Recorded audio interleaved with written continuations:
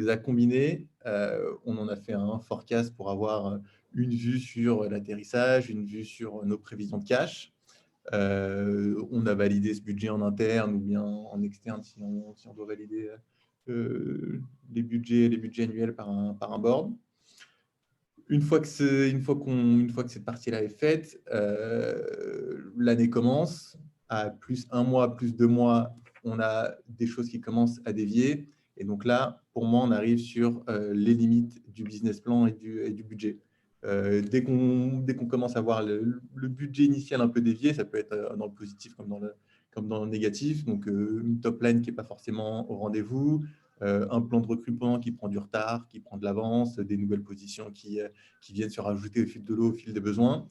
Et donc là, on arrive sur le dilemme où c'est soit on refait tout, et donc on reforecast. Je pense qu'en 2020, on a tous eu beaucoup de reforecast, je pense au moins un par mois. Soit on vit avec ce décalage et on vit avec ce décrochage et on a en tête que le budget initial est plus très vrai et on vit avec. Et donc pour moi, ces deux solutions, dans ces deux solutions-là, on n'en a aucune de parfaitement fiable. Et c'est pour moi les deux limites du budget. Donc la première, c'est la structure. En fait, vu qu'en début d'année, on compile les infos de plein de directions, c'est souvent manuel. On va récolter toutes ces sources d'infos de manière assez ponctuelle. Et c'est vraiment en bout de chaîne que l'équipe financière va faire ses projections et va figer ce budget-là. Et la deuxième, qui est la véracité dans le temps. Donc, le budget, c'est quelque chose qui est vrai à un instant T, mais qui est déjà faux le lendemain, à peu près pour tous les cas de figure. Donc, ça, c'est le pourquoi. Pourquoi on s'est dit qu'avoir un budget, c'était bien à un instant T, mais que c'était encore mieux de le transformer en outil de pilotage quotidien qu'on allait pouvoir utiliser quotidiennement avec toutes les équipes. Comment faire? Il y a 3 piliers. Je vais passer assez vite. Je vais vite rentrer dans un exemple et je pense que ça va être beaucoup plus parlant pour tout le monde.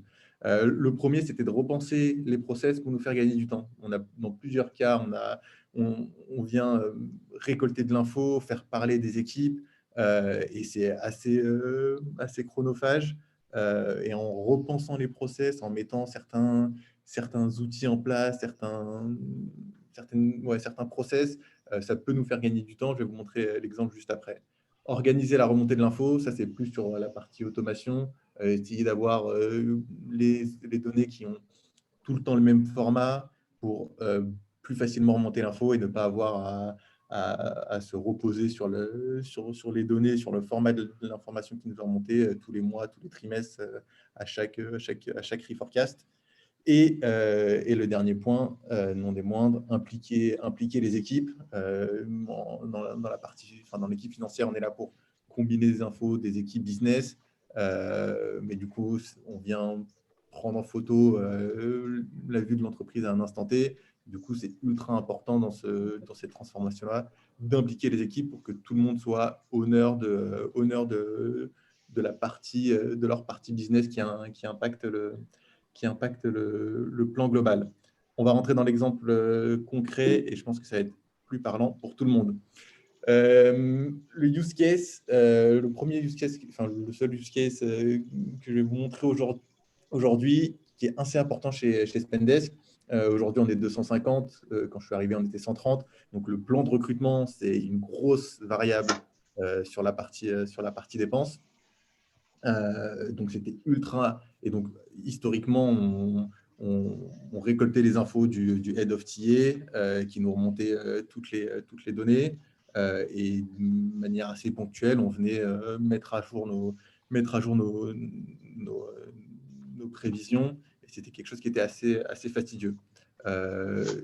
Et du coup, on a réfléchi les process sur ce plan de recrutement-là pour justement intégrer ces chiffres-là à notre modèle complet et arriver à avoir un outil de suivi quotidien. Donc, je vais vous montrer tout de suite un exemple concret. Donc, je casse un mythe. Le modèle financier qu'on a construit aujourd'hui chez Spendesk, c'est tout sur Google Spreadsheet. donc avec un tableur, que ce soit Google, enfin Excel ou Spreadsheet, je pense que c'est largement faisable. On peut très bien faire ça aussi sur un outil qui est dédié, mais en tout cas, nous, on a commencé par faire ça sur Spreadsheet et ça marche très, très bien. Donc, le process qu'on a revu avec le Head of recrutement sur cette partie-là, on lui a mis en place un outil, donc c'est ce tableur-là, où on va lui demander tout un tas d'infos. Donc, on a besoin d'un certain nombre d'infos pour faire nos prévisions sur la partie recrutement. Il y a un certain nombre d'infos qui lui sont un peu plus dédiées, qui sont un peu plus business. Mais du coup, pour impliquer le Head of TA dans ce process-là, on a essayé de faire une base de données qui allait servir à la fois à la finance pour faire ses forecasts. Donc, on va retrouver la date d'arrivée de chaque personne, le salaire. Bon, là, j'ai mis 1 euro partout pour un souci de confidentialité. Un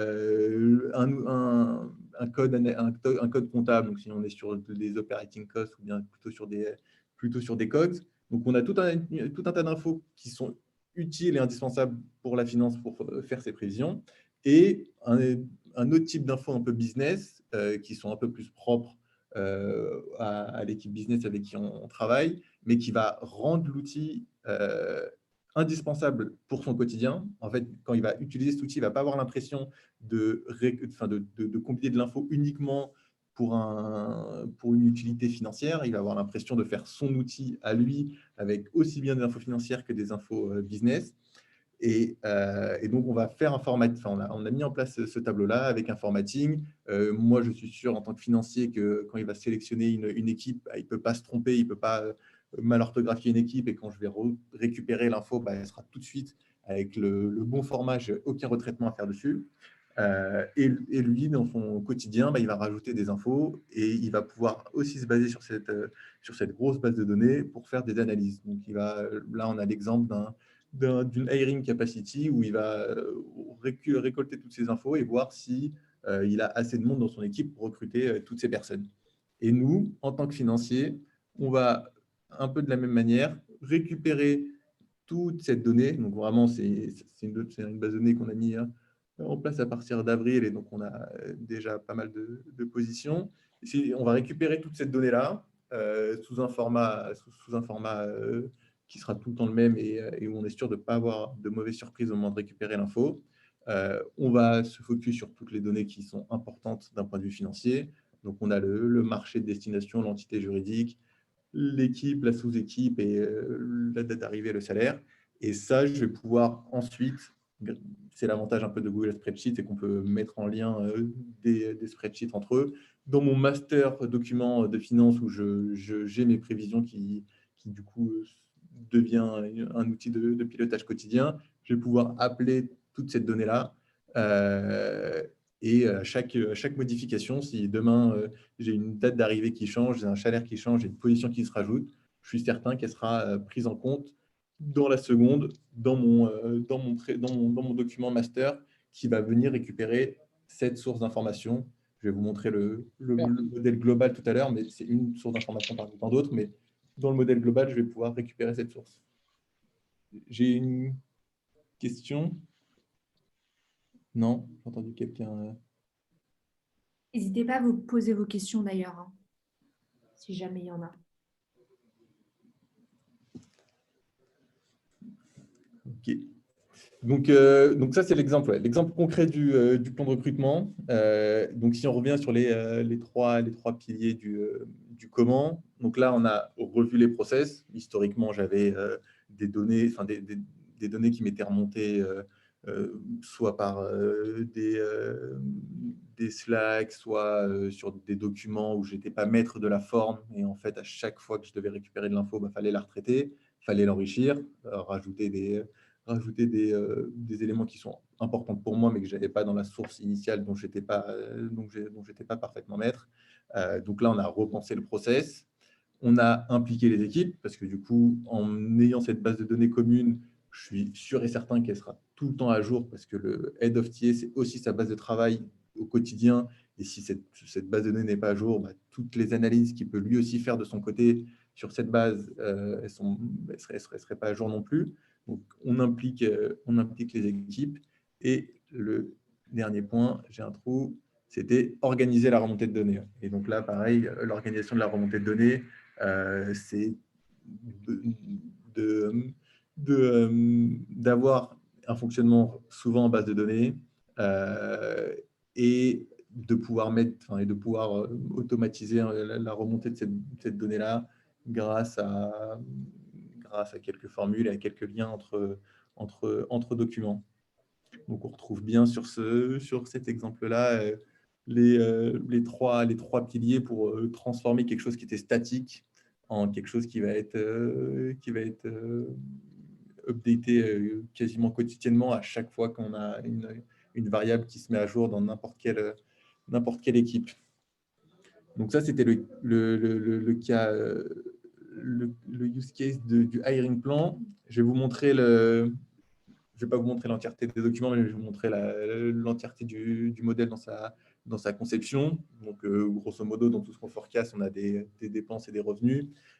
Sur la partie dépenses, on retrouve du coup ce plan de recrutement qui est dans les mains du Head of TA et qui va venir alimenter notre base de données. On a un document en commun avec l'équipe RH également, avec la base des salariés actuels, qui représente quand même une grosse partie des dépenses. Donc, un peu dans la même manière, on a une base de données commune. À chaque fois qu'on a une mise à jour, un mouvement interne, une augmentation, c'est quelque chose qui vient tout de suite se déverser dans notre master document où on fait nos prévisions quotidiennes. Et sur la partie des coûts opérationnels un peu quotidiens, pareil, on a un document avec tout le budget des équipes. On va retrouver mois par mois, équipe par équipe, toutes les dépenses de loyer, de team building, etc. Et qui vient aussi se déverser dans notre modèle. Ça, c'est la version un peu soft pour les dépenses. Pour les revenus, on a quelque chose d'un peu plus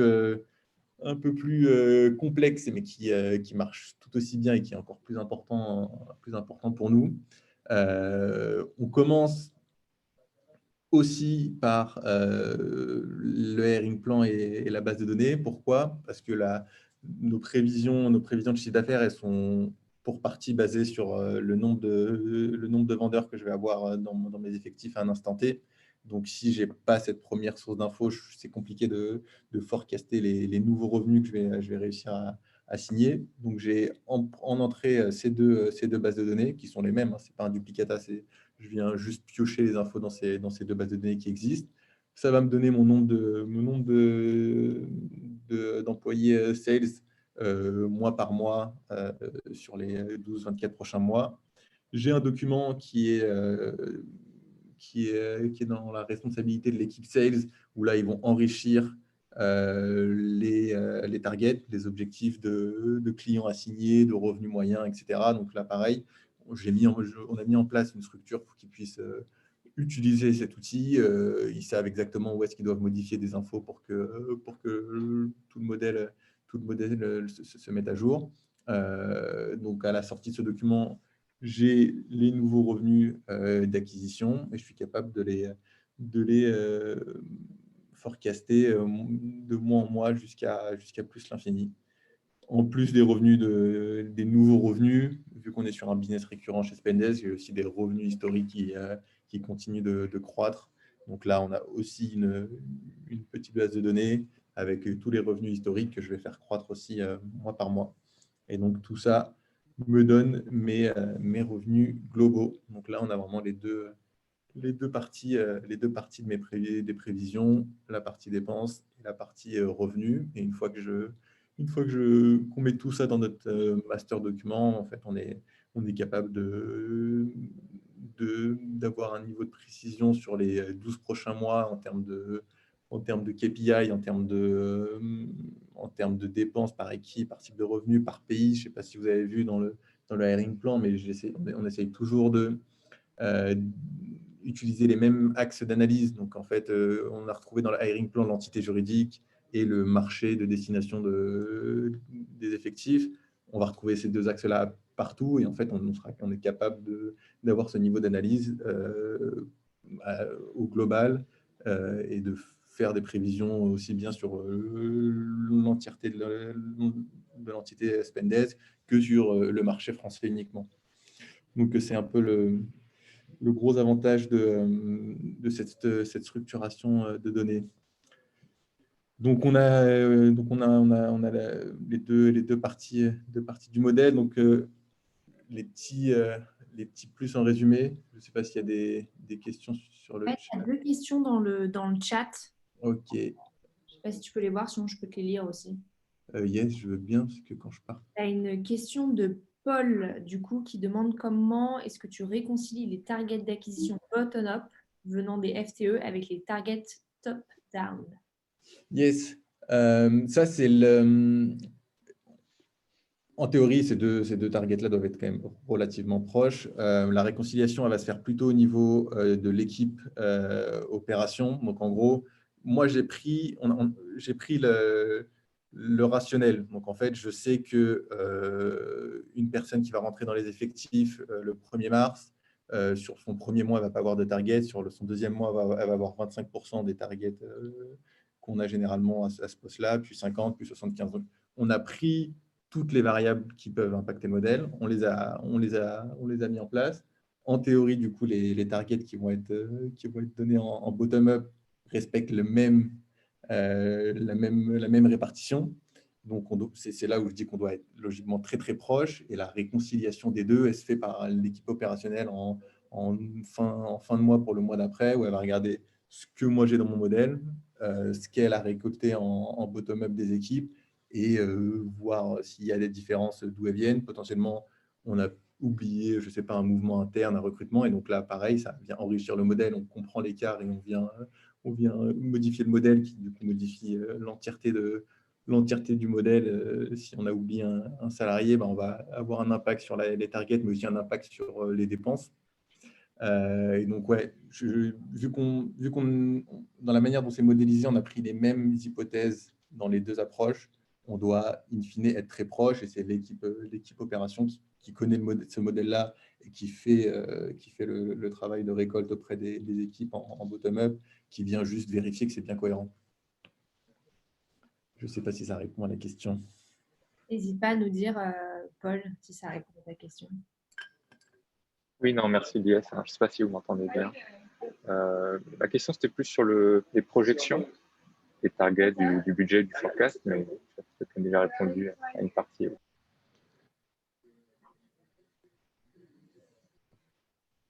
Ok. Cool.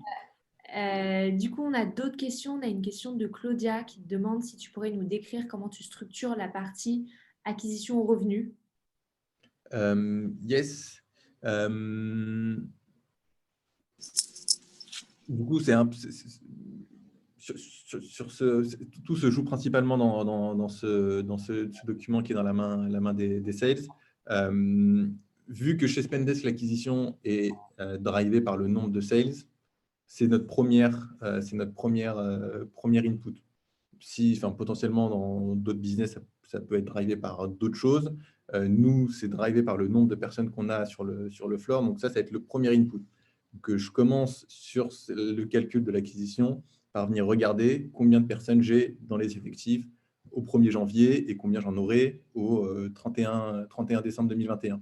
Donc, c'est là où j'ai besoin de la base d'employés actuels et la base d'employés futurs, qui sont des prévisions, mais qui est la source d'info que j'ai la plus juste et la plus à jour.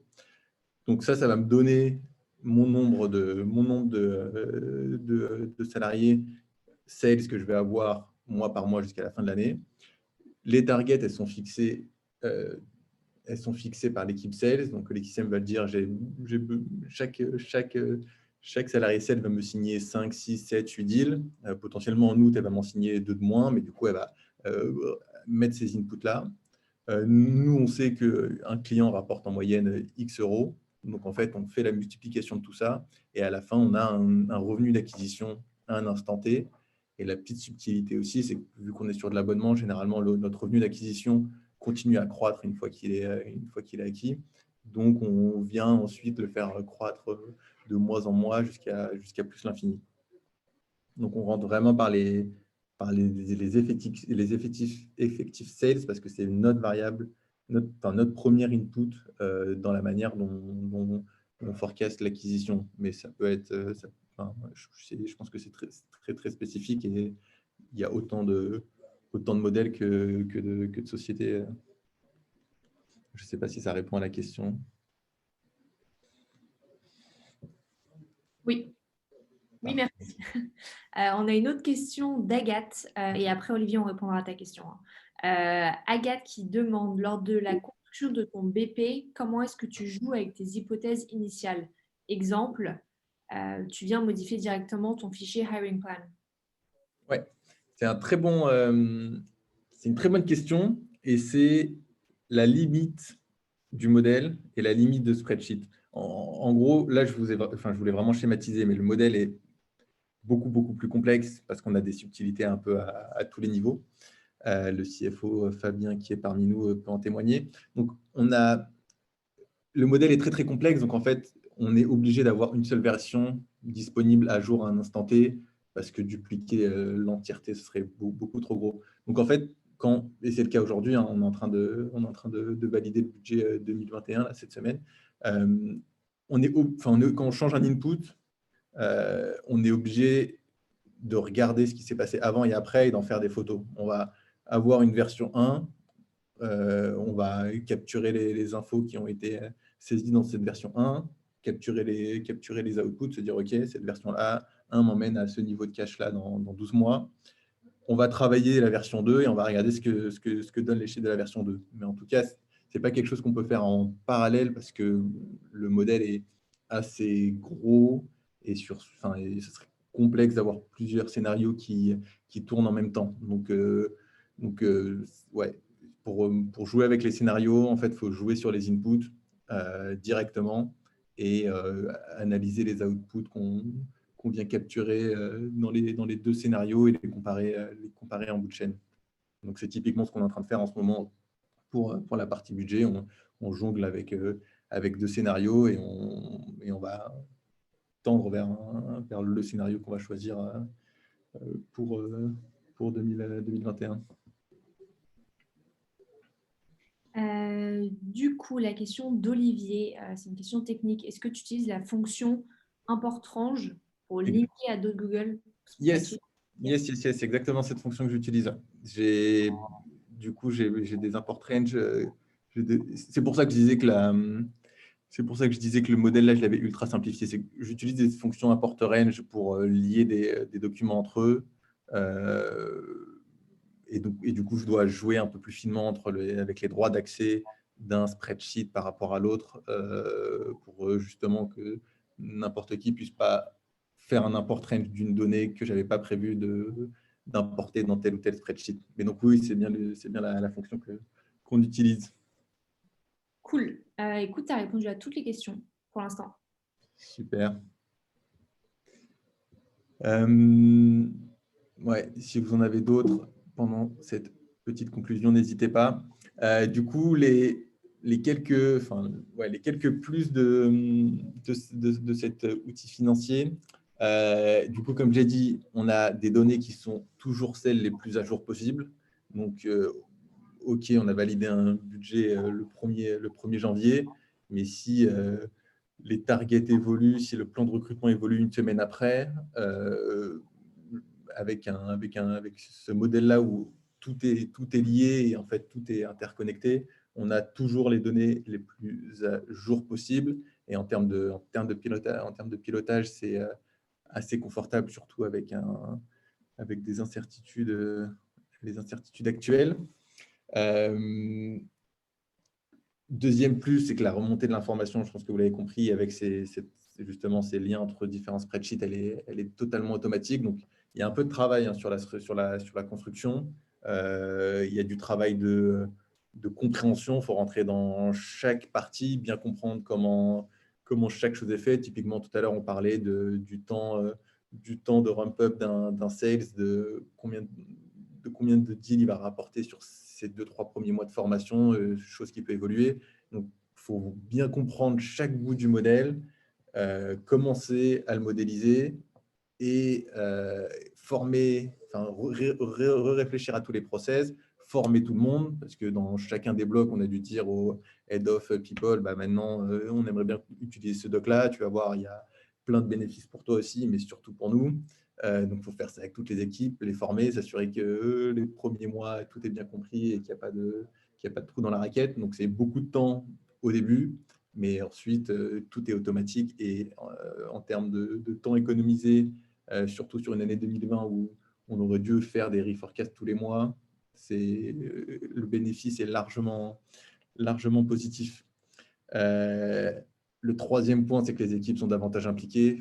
Aujourd'hui, tous les head-off maîtrisent parfaitement tout le modèle. Quand on fait un point avec le head-off recrutement, il sait parfaitement que s'il prend du retard sur 2 ou 3 recrutements de l'équipe sales, ça va avoir X impact sur les revenus des 12 prochains mois. Et ça, dans la manière dont on a mis en place l'outil, il le voit instantanément. Quand il clique sur un bouton, il voit la prévision tout en bas évoluer. Donc, il voit exactement l'impact du retard de 1 mois de recrutement d'une équipe sur notre chiffre d'affaires de décembre 2021. Donc, dans la manière dont on a tout construit, tout le monde comprend l'impact que peut avoir leurs inputs sur l'entièreté du modèle. Et donc ça, les équipes sont bien plus impliquées qu'avant. Et le petit plus qui n'est pas négligeable, qu'on est en train de vivre en ce moment, c'est qu'une fois que le modèle est construit, on n'a plus besoin de faire de budget. Parce qu'en fait, le budget devient une photo à un instant T. Donc là, aujourd'hui, on n'est même pas en train de faire un budget chez Spendesk. On est en train de challenger les inputs, de valider que personne n'a rien oublié dans son modèle. Mais en fait, une fois qu'on a validé ces inputs-là et qu'on s'est assuré que tout le monde avait bien mis à jour toutes les parties dont ils sont honneurs, on n'a même plus besoin de construire un budget. En fait, on a juste besoin d'en faire la photo à un instant T. Et c'est ça qu'on va faire valider à notre board et qui va devenir notre budget de 2021. Donc, une fois que c'est fait, chaque année ou chaque trimestre, chaque fois qu'on a besoin de refaire un budget ou à chaque choc économique, en fait, on n'a plus besoin de construire des budgets. On a juste besoin de s'assurer que l'entièreté du modèle est à jour, ce qui est en théorie déjà le cas au jour le jour, mais c'est juste qu'on fait un petit focus un peu plus poussé pendant cette période budgétaire. Donc voilà un peu les gros plus de cet outil et de transformer quelque chose de statique qui est un budget ou un business plan en un outil de pilotage. Merci Lies. Est-ce qu'on a des questions? Je vois juste que Pierre-Olivier a rebondi sur le sujet des import range en disant qu'il avait peur du coup que ces fichiers soient trop lourds avec des formules externes. Nous, aujourd'hui, on n'a pas, il n'y a qu'un seul cas où on a atteint la limite de Google Spreadsheet, c'est sur cette partie-là. Et on a quand même réussi, à contourner en minimisant le nombre de formules qui tournent au quotidien. Et donc, l'import range, ce n'est pas ce qui va alourdir le fichier, c'est ce qui va le faire réfléchir. Donc, il y a le petit load en haut à droite à chaque ouverture du fichier, mais je ne pense pas que ce soit ce qui le ralentit. Ce qui le ralentit vraiment, c'est toutes les formules et la quantité de bases de données. Il y a 1 million de cellules maximum par Google Spreadsheet. Et nous, on utilise les revenus historiques pour calculer la croissance month over month. Donc, je suis obligé d'importer 100% de la donnée depuis 2016 pour calculer ces taux de croissance qu'on va voir ici et ici. Et c'est le seul moment où j'étais proche d'atteindre la limite, mais je ne l'ai toujours pas atteint. Donc, je pense que l'import range, ce n'est pas ce qui va impacter la limite du spreadsheet, c'est plutôt le nombre de formules et et la quantité de données. Basiquement, un VLOOKUP sur un spreadsheet, si on le tire sur plus de 1000 lignes, ça va faire réfléchir le spreadsheet 10 fois plus que juste un import range qui en fait va juste prendre une photo d'une base de données à un instant T et la répliquer ailleurs où il n'a même pas besoin de réfléchir. Et en plus, même l'import range, il ne se réfléchit pas tout le temps. Il va peut-être réfléchir il va d'abord vérifier que la source initiale a été modifiée avant de se dire « Ok, je vais mettre à jour ma donnée ». Et même quand c'est le cas, il ne va pas le faire toutes les secondes. comme peut le faire un VLOOKUP, parce que quand on est sur une formule inter-spreadsheet, il faut que la formule soit à jour à un instant T, alors que sur un import range, il y a un petit délai de latence qui, du coup, fait que les documents ne sont pas si ralentis. Après, ça dépend de la volumétrie, hein, mais enfin, je pense que chez Spendesk, on a quand même une grosse volumétrie et pour l'instant, ça fait quand même le job. Après, ce que je disais, enfin là, on a utilisé nous un spreadsheet. Demain, on va potentiellement passer sur un tool dédié, mais l'outil, c'est pas le principal. Enfin, le principal, c'est le raisonnement et que ce soit fait sur un spreadsheet, sur un outil dédié ou sur un Excel, c'est plus le raisonnement de comment je structure toutes mes données, comment je partage l'info, comment je rends les équipes business honneur d'un petit bout et comment je me sers de ces petits bouts-là pour me faciliter la vie. C'est plus la mécanique. Là, l'avantage du spreadsheet, c'est que c'est gratuit, que tout le monde l'a et que tout le monde, enfin, si on a des connaissances en Excel, on en a en Google Spreadsheet. Donc, c'est le gros avantage. Mais ce n'est pas le plus important pour moi. Ok.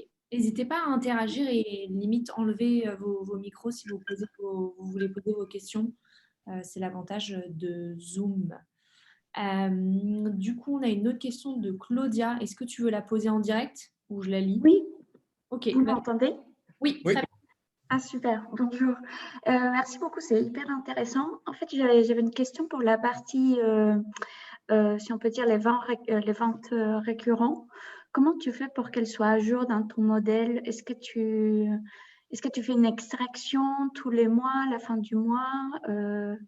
C'est une des questions parce que c'est pas évident, je trouve. Oui, bah c'est exactement ça. C'est tous les mois. Il y a pas mal de choses ici qu'on fait quand même tous les mois, hein. La mise à jour de la base de données employée, je ne vais pas demander à l'équipe RH de la mettre à jour toutes les semaines, tous les jours. Ce n'est pas ultra pertinent, surtout que pendant le mois, les nouveaux employés sont encore dans le hiring plan. Donc, en fait, le switch de l'un à l'autre se fait de manière à intervalles réguliers. Donc, il y a pas mal de choses qu'on fait tous les mois. Enfin, ce n'est pas un outil magique, hein. Il y a quand même certaines actions à faire tous les mois. Et typiquement, l'une d'elles, c'est d'importer les données du mois précédent. Donc, en fait, aujourd'hui, je suis en novembre et j'ai prévu une croissance de mon chiffre de novembre sur décembre. Arrivé au 1er janvier, je vais mettre à jour le mois de décembre et tous les mois qui vont suivre vont se mettre à jour par rapport à la dernière donnée disponible. Donc là, en l'occurrence, le mois de décembre. Donc, c'est tous les mois un export du mois précédent et du coup, automatiquement, tous les revenus des 12 prochains mois se mettent à jour, soit à la hausse, soit à la baisse en fonction du mois de décembre, s'il était plus haut ou moins haut que prévu. Mais en tout cas, ça va prendre en compte ce dernier mois disponible pour faire toutes les prévisions futures. Donc, ouais, tous les mois, on met à jour cet historique pour avoir la donnée la plus à jour possible. Ok, super, merci. Et ce que je ne dis pas aussi ici, c'est qu'il y a une bonne partie de ce modèle-là qui me sert aussi à faire des analyses sur le passé. Donc, en fait, mettre à jour les infos historiques ici tous les mois, j'en ai déjà besoin pour mes analyses sur le passé. Donc, en fait, j'ai une même action. Donc, en uploadant toute la donnée du mois de décembre, cette action-là, elle va me servir aussi bien à revoir mon forecast qu'à me permettre de faire mes analyses quotidiennes sur le passé que je fais en utilisant parfois les mêmes sources. Typiquement, ma base de données employée, elle me sert aussi bien sur le futur que sur le passé. Mes historiques revenus me servent aussi bien sur le futur que sur le passé. Enfin, donc ouais. Et aussi, pardon, je profite. Et du coup aussi, en fait, à chaque fois, tu analyses pour voir si, par exemple, tes hypothèses sont bien en ligne. Quand, par exemple, comme vous avez un business récurrent, le churn, pour voir si le mois précédent, est-ce que le pourcentage de churn n'a pas été plus important ou est-ce que c'est quelque chose saisonnière? Comment vous, dans ton évaluation, analyse du passé, est-ce que ça te sert déjà aussi pour mettre à jour ces hypothèses ou pas? Ouais, exactement. Ouais. En gros, il y a deux parties dans la réponse. La première, c'est que quand on valide un budget, un instant T, on va figer pas mal de données. Et donc, au fil de l'année, on va pouvoir comparer si on avait bien forecasté, si on est au budget ou pas. Donc ça va être la première chose où je vais pouvoir assez rapidement voir si mes hypothèses étaient les bonnes. Et la deuxième chose dans le modèle qu'on fait assez régulièrement, c'est que je vais utiliser les données du passé qui vont du coup venir s'incrémenter de mois en mois pour affiner mes hypothèses du futur. Donc typiquement, si j'imagine que sur la première année, je vais avoir sur ma base client un taux de croissance de 110%, bah, chaque mois où je vais rajouter de la donnée, ça va affiner ce 110%, ça va peut-être devenir 109, peut-être devenir 111, et ça va mettre à jour le futur. Donc en fait, chaque mois qui passe, on a de plus en plus de données, donc on utilise, et donc les prévisions sont censées être de plus en plus justes, à part quand on a un Covid qui arrive et où vous faites tous la gueule et on n'arrive plus trop à y voir clair. Et de l'autre côté, vu qu'on a quand même un exercice budgétaire, bah, vu qu'on a figé le budget, on peut comparer. Je n'ai pas eu le temps d'anonymiser toutes ces parties-là, j'aurais pu vous montrer, mais aujourd'hui, on a plein d'outputs un peu partout qui nous permettent de comparer de manière très visuelle qu'est-ce qu'on avait projeté par pays, par type de revenu, et où est-ce qu'on en est par pays, par type de revenu. Et en fait, on peut vite voir si c'est tel ou tel pays qui nous a créé de l'avance ou du retard, tel ou tel type de revenu qui nous a créé de l'avance ou du retard, ou même tel ou tel channel, si c'est plutôt l'acquisition qui nous met en retard ou bien plutôt l'expansion. D'accord. Et tu compares ça mois le mois ou ton budget il est trimestriel et à la fin de chaque trimestre, tu Nous, compares aujourd'hui, on est au comment? mois le mois. Enfin, Ok. ça avance, tout avance très très vite chez Spendesk, mais en fait, limite au Oui, mois, c'est déjà trop tard, donc on oui. essaie de au moins regarder ce rythme au mois le mois pour pouvoir justement ajuster rapidement et se rendre compte des écarts positifs ou négatifs le plus tôt possible. D'accord, super. Bon, bah, merci beaucoup. Avec plaisir. Est-ce que ça a répondu à ta question aussi, Olivier, ou pas, du coup? Oui, tout à fait. En fait, je me demandais juste, j'imagine que chez Spendesk, comme beaucoup de boîtes SaaS, les coûts RH représentent une grosse partie de tous les coûts. Donc c'est essentiellement ça qui va jouer. Mais je me demandais si vous aviez, notamment avec le Covid, d'autres coûts imprévus locaux, de tools que vous utilisez, etc., que vous réajustez régulièrement ou pas, même si ce n'est pas forcément significatif par rapport à tous les autres coûts. C'est quand même quelque chose qu'on fait assez régulièrement, de se repencher sur les chiffres. Enfin, il y a toute une partie qui est du coup mise à jour automatiquement. Donc, je ne sais pas si pendant la crise Covid, vous dites je vais geler tous mes recrutements. En fait, ici, je vais juste supprimer toutes les lignes que j'avais prévu de recruter. Et donc, automatiquement, je vais voir l'impact que ça a sur mes dépenses. Et donc, oui, chez Spendesk, comme dans beaucoup de boîtes SaaS, cette partie là, elle représente peut-être 80% de nos coûts. La masse salariale aussi bien sur les effectifs présents que le plan de recrutement futur.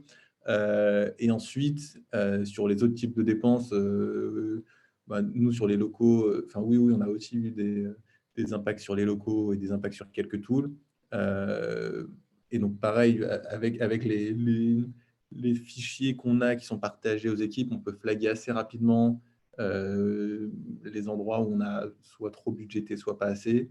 Et on peut le mettre à jour assez facilement. On essaye de quand même se garder un rythme au trimestre sur les dépenses parce que, autant pour les revenus, c'est important d'avoir la donnée la plus à jour au mois, autant sur les trimestres, sur les dépenses d'une équipe, potentiellement, il y a tout qui peut arriver à la fin du dernier trimestre.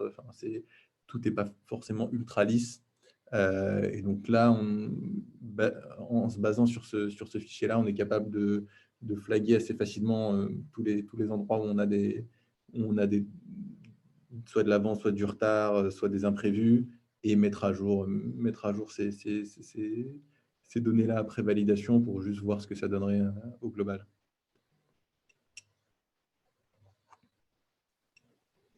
Merci.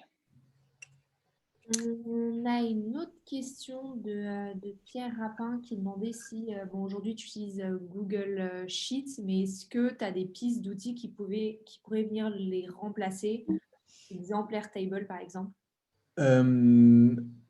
On y travaille tout doucement. Il y a pas mal d'outils qui existent sur la partie planning. On a des très très gros type Anaplan où il faut une armée de consultants pour venir mettre en place l'outil. On en a des beaucoup plus petits, un peu plus self-service, un peu plus SaaS. Aujourd'hui, on est en train de faire un POC avec une petite structure avec une structure qui vient de se lancer, mais qui a quand même déjà une bonne base salariée, qui s'appelle Pigment. Et on est en train de faire un test avec eux, voir s'ils pourraient combler tous nos besoins et tous les pains qu'on a aujourd'hui sur Spreadsheet. Donc, principalement, je ne sais plus qui posait la question, mais la gestion des scénarios, c'est quelque chose qui est quand même compliqué quand on est sur Spreadsheet. Donc, on est en train de faire un test avec eux et on va voir ce que ça donne. Mais encore une fois, l'outil, pour moi, n'est pas le sujet principal. Pour nous, ça va être la petite cerise sur le gâteau parce qu'on va permettre de scaler cette partie-là et de répondre à plein de besoins qu'on a aujourd'hui parce que Spreadsheet, c'est quand même long à maintenir. C'est quand même, le modèle commence à être ultra complexe, donc ça peut créer des petites frictions. Et avoir un outil dédié, c'est quand même plus confortable. Mais pour moi, ce n'est pas le plus important non plus. Mais donc, oui, là, aujourd'hui, on se pose la question et on est en train de voir pour passer au niveau supérieur. Ok, merci. On a une question de Antoine, je pense qu'il nous a rejoint en chemin. Donc, sa première question, c'est à quelle fréquence est-ce que tu mets à jour le modèle cœur du budget forecast? Tous les mois ou tous les trimestres? Mais tu disais que c'était… On a la partie de base de données employée, on la met à jour tous les mois. Le hiring plan, c'est toutes les minutes. À chaque fois que l'équipe TA recrute une personne, met à jour la date avec les vrais salaires effectifs et compagnie. Ça se passe tout le temps. Les dépenses un peu budgétaires classiques, elles sont mises à jour plutôt tous les trimestres parce qu'on a quand même envie d'avoir des exercices budgétaires de dépenses et de ne pas changer les infos chaque jour, chaque mois. Et ensuite, sur la partie top line, c'est plutôt tous les mois en important les revenus du mois précédent les plus à jour possibles. Ça va mettre à jour le reste. Donc, cette partie-là, elle est plutôt tous les mois. Ouais. Ok. Et deuxième question du coup d'Antoine, à quelle fréquence est-ce que tu communiques justement sur cette mise à jour à la direction ou aux actionnaires? On va…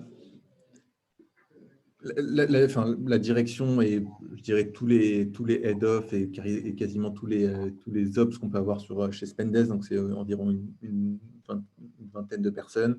Eux, ils ont accès à tous les documents, modulo, ce qui est confidentiel, mais la majorité, sur la partie revenu principalement, ils y ont accès à n'importe quel moment, tout est public, donc cette partie-là, on va dire n'importe qui peut aller chercher l'info en instant T et valider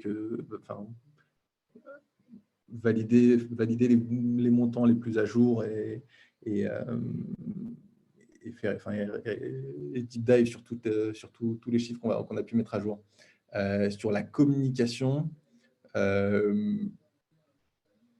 mois sur l'autre, on n'est quand même pas censé avoir des gros décrochages. D'un mois sur l'autre, si on a plus de 20-30% d'écart sur le modèle, c'est qu'il y a un problème. Donc, on ne va pas faire une communication officielle en disant « Warning, j'ai 4 sales qui arrivent un mois plus tôt, 2 ingénieurs qui arrivent un mois plus tard, et du coup, ça fait X euros de delta sur le cash en fin d'année. » C'est assez résiduel. Donc, en fait, on ne va pas forcément prendre le temps de communiquer sur chaque évolution. Par contre, tous les trimestres, on a des boards et on regarde les reforecasts et les données les plus à jour. On va pas les communiquer, les faire voter comme ce qu'on va faire tous les ans et ce qu'on fait en ce moment sur le budget de toute une année. Mais on va quand même le regarder. D'un point de vue macro, on va dire tous les trimestres. Mais au quotidien, il y a tellement de données qui changent et qui, en fait, mis bout à bout, ne sont pas censés faire drastiquement évoluer les hypothèses de fin d'année, qu'on va pas alerter chaque personne de la direction à chaque changement. Enfin, des ajustements qui se font au quotidien, qui rend l'info la plus à jour possible. Mais en théorie, on est quand même censé arriver au même chiffre. Et vu qu'on a figé au début d'année le budget, en fait, on peut facilement comparer le budget figé en début d'année et le nouveau forecast basé sur la donnée la plus à jour possible. Donc ça, c'est quelque chose qu'on fait tous les mois aussi, c'est qu'on va regarder si on a décroché ou pas par rapport à la target qu'on s'était fixée en début d'année et vérifier si on a pris de l'avance ou du retard. Donc il y a ces deux axes-là. Je ne sais pas si ça répond à la question. Antoine, n'hésite pas à nous dire si ça répond à tes questions. Paul pose une question, savoir si ton modèle est relié à un BP long terme. Il n'est pas relié à un BP long terme, mais ça me prendrait pas plus d'une demi-heure de tirer le trait jusqu'à 2024. Mais aujourd'hui, enfin, historiquement, on l'avait fait en 2020, on avait tiré jusqu'en décembre 2021, et c'était ce qui nous intéressait sur un point de vue business. On sait que dans le cours de l'année, tout le modèle va sûrement changer en fonction de nos prochaines levées de fonds. Donc, en fait, on ne s'est pas amusé à tirer le trait beaucoup plus loin et transformer ce qui ressemble plus à un budget à un BP. Mais ça serait facilement faisable de juste tirer le trait jusqu'à 2024. Enfin, la manière dont c'est construit, c'est pas, enfin, une fois que c'est construit, c'est pas très compliqué de tirer la suite. Mais c'est pas, on n'en a pas enfin, aujourd'hui, en tout cas, à ma connaissance, on n'a pas forcément le besoin. Okay, merci. Est-ce que vous avez d'autres questions ou rajouter des choses? Est-ce que toi, peut-être Lies, a des questions pour les personnes qui sont ici? On ne sait jamais. J'en aurais beaucoup. Surtout qu'il y aura, comme je l'ai dit, il y a un modèle par entreprise, mais ça va faire peut-être un peu trop de questions pour tout le monde. Bonjour, moi c'est Philippe de Perfexté. Peut-être plutôt un partage d'expérience. Merci beaucoup pour tout ça, cette présentation. Alors moi je suis peut-être un peu old school, mais c'est vrai que Excel et Google Spreadsheet, moi j'en perçois assez vite les limites, donc ça me stresse un peu de devoir me faire confiance à mes formules dans des spreadsheets dont je suis assez outil. Et assez rapidement, à partir du moment où on s'est équipé d'un ERP, je pense que c'est pas mal d'avoir un outil de planification. C'est vrai que tu as raison, des trucs comme Anaplan et tout, ça peut être un peu lourd. Donc, c'est intéressant de voir des nouvelles solutions qui apparaissent. Moi, il y avait un commentaire que je voulais faire, c'est entre le budget, pour moi, il a deux fonctions. Il y a une fonction de forecast, de visibilité, c'est-à-dire où est-ce qu'on va atterrir, où est-ce qu'on va être dans 12 mois, dans 18 mois. Et je trouve que c'est vachement intéressant de passer à une logique de forecast permanent, un peu comme ça. Beaucoup plus intéressant que le budget figé qu'on fait une fois par an. Donc là, de ce point de vue-là, je rejoins complètement la méthode. Mais il y a aussi une fonction d'objectif. Et en particulier, alors c'est peut-être un peu différent quand on est dans une entité, dans une boîte qui est un peu mono-entité, mais quand on a des filiales en particulier qui sont avec des objectifs sur des EBITDA, des choses comme ça, on arrive rapidement à un biais, c'est-à-dire que il y a une target qui reste figée, qu'on peut éventuellement revoir en cours d'année parce qu'on sait qu'on fera mieux, donc il faut relever la target, ou on sait que la target est devenue impossible parce qu'il y a eu une crise comme le Covid, et donc il faut la revoir parce que sinon ça démobilise tout le monde. Mais du coup, c'est pour ça que je pense que la capacité à gérer des scénarios est importante, parce que nous, ce qu'on faisait, alors pas Perfexté, mais quand j'étais à La Ruche qui dit oui, on avait notre budget, on faisait nos forecasts tous les mois, on disait aux gens dans les filiales, soyez dans vos forecasts transparents, c'est-à-dire quand il y a des bonnes nouvelles, mettez-les, quand il y a des mauvaises nouvelles, mettez-les, ne mélangez pas ça avec vos objectifs et avec votre bonus annuel, etc. Et une fois par an, 2 fois si nécessaire, on disait voilà, le forecast à fin avril, ça devient le nouvel objectif de l'année. Et on gardait ça, on le figeait, on le gardait, et ensuite on comparait nos forecasts à cette nouvelle référence. Et donc, du coup, on avait effectivement un besoin absolument de gérer des scénarios, et donc ça devenait un peu compliqué de le faire dans Google Spreadsheet. Et quand on s'est équipé d'un outil de planning qui allait chercher nos données comptables tous les mois et et qui permettait de générer des simulations assez rapidement. C'était assez précieux dans cette logique-là. Voilà.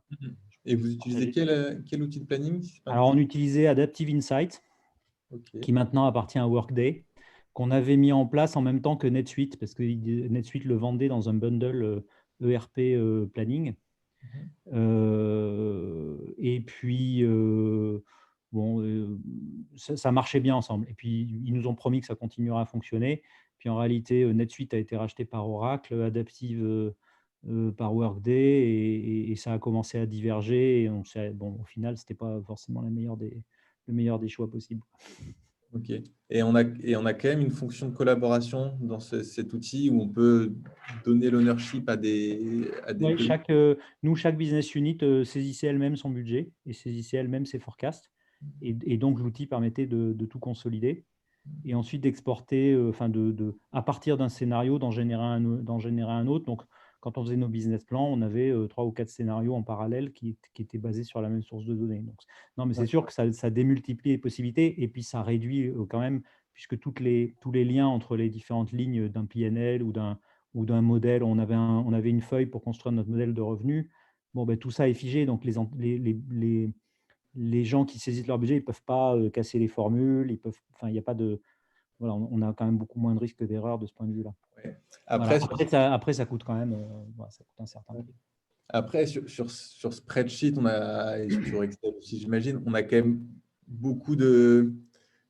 Enfin, on peut quand même se baquer sur pas mal de choses et pas mal d'erreurs en limitant les accès, en verrouillant, jouant avec des mises en forme conditionnelles pour flaguer. Enfin, je sais que sur le plan de recrutement que je vous ai montré, typiquement, si j'ai une nouvelle ligne qui apparaît et que je n'ai pas un salaire et une date d'arrivée, la ligne devient rouge et en fait, la personne qui a saisi la ligne sait qu'il y a un truc qui ne va pas. Donc, on peut quand même jouer pour minimiser le risque d'erreur.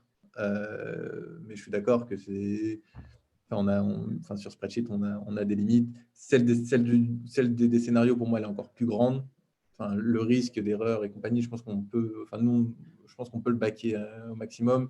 Mais la partie des scénarios, c'est sûr que nous, aujourd'hui, on est obligé de jongler de l'un à l'autre et on arrive aussi à avoir des scénarios par entité, par marché, enfin des targets par entité, par marché, mais toujours avec un scénario global qui se met à jour régulièrement, qu'on va figer aussi à un instant T pour que ça devienne la target, mais qui reste global à chaque fois et on n'a pas deux, trois scénarios qui tournent en même temps. Mais après, mon intervention, ce n'était pas pour dire que Spreadsheet n'était pas bien, mais c'était pour souligner aussi ce biais qu'il y a quand on a à la fois un objectif de visibilité financière et un objectif d'incentive.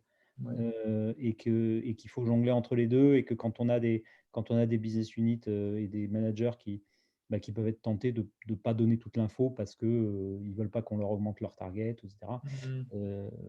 Voilà, donc l'intérêt d'avoir des scénarios, c'est aussi ça, c'est de pouvoir découpler un peu ces deux visions.